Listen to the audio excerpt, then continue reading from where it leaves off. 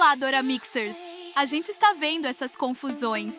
Vários protestos de fãs, desde a saída do Haeseung em frente da Hybe, e eu já tinha feito vários falando sobre a polêmica de fãs tóxicas e até onde a vontade de um idol tem que ser respeitada. Vimos até um dorama falar sobre esse assunto, e são pautas a serem discutidas. Mas vocês sabem como que funciona uma empresa nos bastidores? Acham que uma agência de K-pop é só uma empresa que lança música? Preparem-se, porque a realidade é muito maior, muito mais organizada e, sinceramente, muito mais intensa do que parece. Quando a gente olha um grupo brilhando no palco, com coreografia perfeita, visual impecável e milhões de fãs no mundo inteiro, parece que tudo aconteceu naturalmente. Mas por trás de cada comeback, de cada álbum e de cada idol que estreia, existe uma verdadeira máquina de formação, gestão, investimento e controle. E entender isso é entender por que empresas como a Hybe se tornaram tão poderosas. Para começar do jeito mais simples possível, pensam assim: no K-pop, a agência não funciona só como gravadora. Ela é ao mesmo tempo escola, fábrica de artistas, empresa de marketing, administradora de carreira, produtora de conteúdo, negociadora de contratos, organizadora de turnês e muitas vezes até controladora da imagem pública do idol. Ou seja, ela não entra só quando a música está pronta. Ela participa desde antes do artista existir publicamente. Tudo começa no sistema de trainees. As empresas fazem audições na Coreia e em vários países. Jovens talentos entram ainda muito novos e passam anos treinando canto, dança, idioma, postura diante das câmeras, entrevistas, presença de palco e até comportamento público. Esse período é quase como uma mistura de escola artística com preparação militar, só que voltada para entretenimento. E aqui tem um detalhe importante: nem todo trainee estreia. Na verdade, muitos passam anos treinando e são desligados antes mesmo de chegar ao debut. Isso significa que a agência investe dinheiro, tempo e estrutura em muita gente, apostando que alguns poucos vão virar grupos capazes de gerar retorno enorme. Quando a empresa decide que um grupo está pronto, aí entra a fase de debut. Só que esse debut não acontece de forma aleatória. A agência define conceito, estilo musical, posicionamento de mercado, público-alvo, visual, narrativa e até qual lugar aquele grupo vai ocupar dentro da concorrência. Um grupo pode nascer para ser mais voltado ao mercado coreano, outro para Japão, outro para Estados Unidos, outro para ser mais forte em performance, outro em carisma, outro em fandom digital. Nada disso costuma ser acidental. É aqui que entra a gestão. Muita gente pergunta quem realmente manda na carreira de um idol. E a resposta mais honesta é: depende da empresa, da fase da carreira e do tamanho do artista. Mas no começo, quem manda muito é a agência. Existe a liderança executiva da empresa. Existem equipes criativas, equipe de A&R, que é a área que escolhe repertório e direcionamento musical. Existe equipe de managers, que acompanha os idols na rotina. Equipe jurídica, equipe de comunicação, equipe de branding, equipe de marketing e equipe financeira. Então, quando um grupo lança música, faz publicidade, muda conceito ou entra em turnê, quase sempre isso passa por várias camadas de decisão. Agora entra a parte mais famosa dessa história, a Hybe. Hoje, para muita gente, a Hybe parece sinônimo de poder no K-pop. E isso faz sentido. Mas o mais interessante é que ela não nasceu com esse nome. A Hybe começou como Big Hit Entertainment, uma empresa menor comparada às gigantes tradicionais. O que mudou tudo foi o sucesso absurdo do BTS. O BTS não é só um grupo de sucesso, ele é o fenômeno que deu à empresa caixa, prestígio, influência internacional e capacidade de expansão. Com isso, a antiga Big Hit deixou de ser só uma agência e virou uma corporação muito maior, que passou a se chamar Hybe. Só que a Hybe não cresceu apenas porque tinha o BTS. Ela cresceu porque mudou a lógica do jogo. Em vez de funcionar como uma única agência com um único centro criativo, ela adotou um sistema de multi-label. E isso é essencial para entender por que ela ficou tão grande. Na prática, a Hybe virou uma empresa-mãe que controla vários selos diferentes.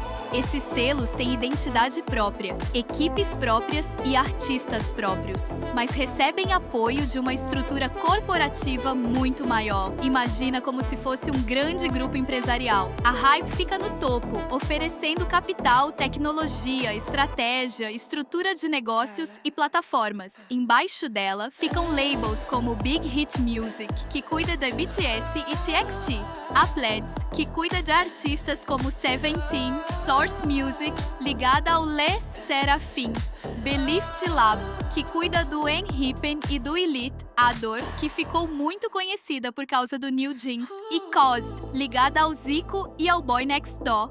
Cada uma dessas empresas tem um papel criativo e gerencial mais específico, enquanto a Hybe funciona como um guarda-chuva gigantesco. Esse modelo deu uma vantagem enorme. Por quê? Porque permitiu que a Hybe crescesse sem depender de uma única estética musical. Em vez de colocar todos os artistas dentro da mesma fórmula, ela passou a operar vários estilos ao mesmo tempo. É quase como se ela tivesse várias apostas diferentes correndo em paralelo. Se um grupo passa por uma fase mais fraca, outro pode compensar. Se um selo enfrenta crise, outro pode continuar crescendo. É uma lógica empresarial muito mais diversificada. E isso nos leva à pergunta que muita gente faz: com quem a Hybe concorre? A resposta curta é com as outras gigantes do setor, principalmente SM Entertainment, JYP Entertainment e YG Entertainment.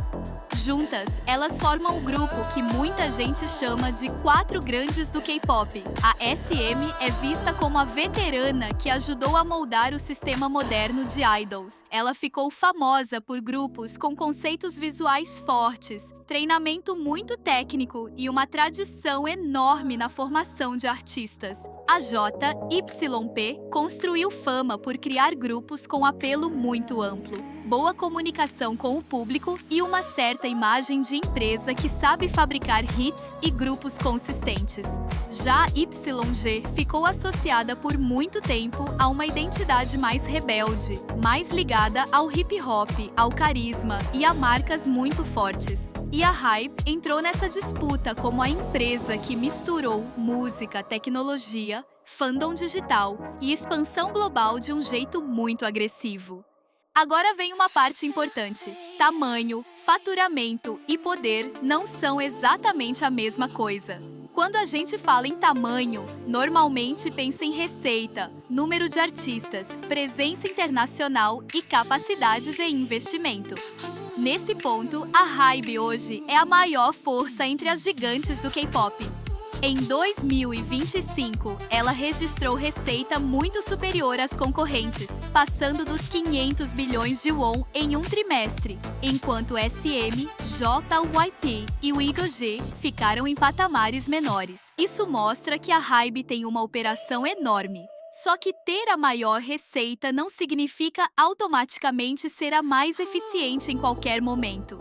Em alguns períodos, outras empresas conseguem lucro operacional melhor, o que indica margem mais forte ou custos mais controlados. Então, em linguagem bem simples, a Hybe é a maior em escala. A SM é uma potência histórica com catálogo, tradição e influência criativa enormes. A JYP costuma ser vista como muito eficiente e consistente na construção de grupos rentáveis. E a YG continua poderosa em impacto de marca, mesmo quando depende mais de poucos artistas gigantes. Ou seja, cada uma tem um tipo diferente de poder. E quem decide contratações e desligamentos? Essa é outra pergunta central. No caso das contratações, a decisão começa na equipe de casting e treinamento, mas sobe pela estrutura executiva.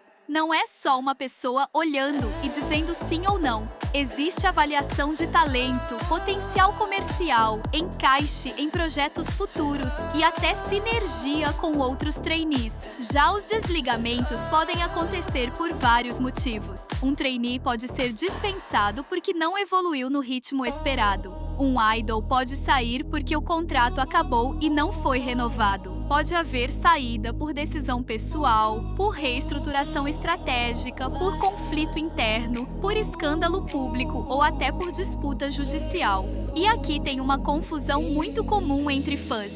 Sair do grupo não é a mesma coisa que sair da empresa. Isso precisa ficar muito claro. Um idol pode deixar o grupo, mas continuar na mesma agência como solista, ator, produtor ou artista individual.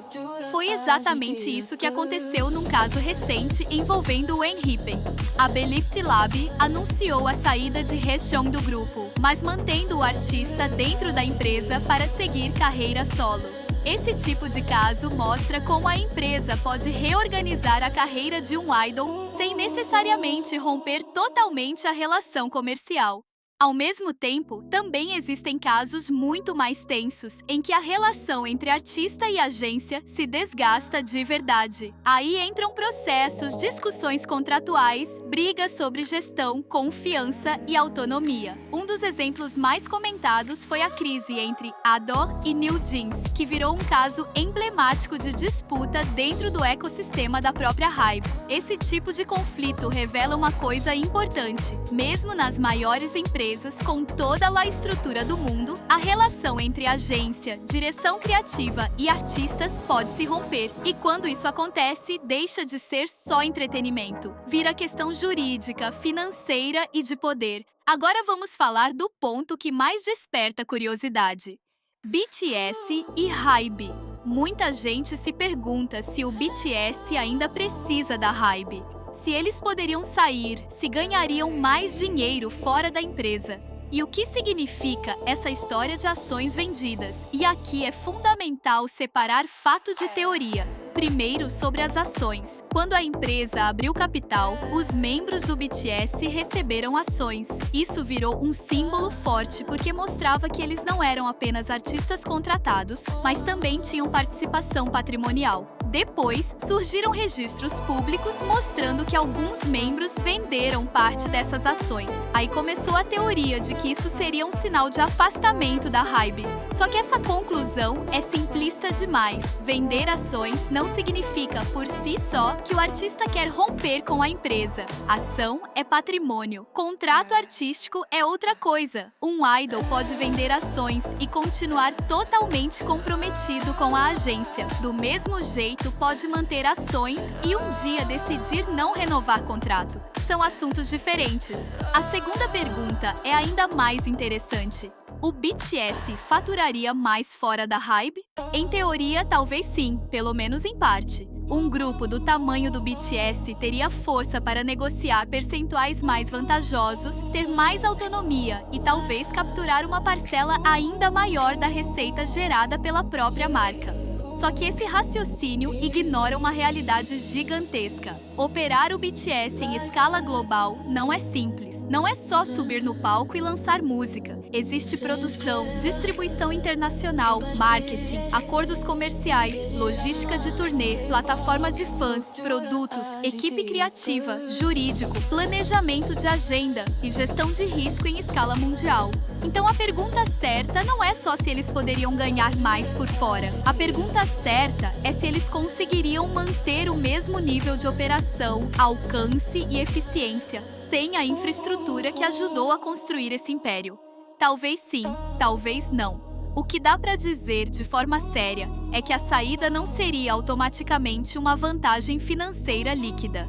Eles poderiam ganhar mais em participação percentual, mas também assumiriam mais custo, mais risco e mais responsabilidade operacional. E isso ajuda a entender uma das maiores verdades do K-pop. No topo da indústria, a relação entre artista e agência vira uma negociação de poder. No começo da carreira, a empresa normalmente manda muito mais. Mas quando o grupo se transforma em fenômeno global, o equilíbrio muda. O artista passa a ter poder real de barganha. E é nesse ponto que as renovações contratuais deixam de ser simples renovações. Elas viram renegociações entre gigantes. No fundo, o que a Hybe representa hoje é mais do que uma empresa que cuida de idols. Ela representa um modelo de negócios em que música, fandom, tecnologia, propriedade intelectual e estratégia corporativa estão completamente misturados. É por isso que entender a Hybe ajuda a entender o K-pop como um todo. Não estamos falando só de artistas cantando e dançando. Estamos falando de uma indústria altamente planejada, extremamente competitiva e capaz de transformar talento em marcas globais bilionárias. Então, da próxima vez que você vir um comeback impecável, um grupo dominando as paradas ou uma notícia sobre renovação de contrato, saída de membro ou disputa entre empresa e idol, vale lembrar, no K-pop quase nada é só arte e quase nada é só negócio. O que existe é uma mistura poderosa dos dois, e talvez seja exatamente isso que torna esse universo tão fascinante, tão intenso e tão impossível de ignorar. Agora, se você gostou desse conteúdo, apoie o canal se inscrevendo e curtindo. Isso nos ajuda a crescer e criar mais conteúdos legais para a comunidade amante da cultura asiática. E até a próxima viagem Dora Mixers!